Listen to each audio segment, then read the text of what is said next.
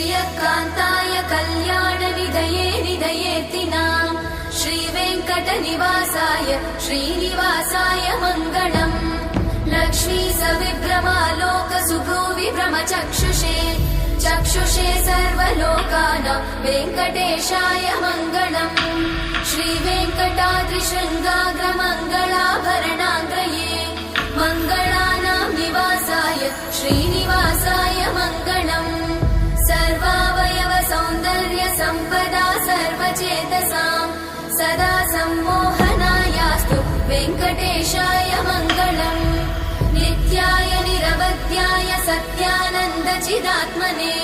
सर्वान्तरात्मने श्रीमद् वेङ्कटेशाय मङ्गलम्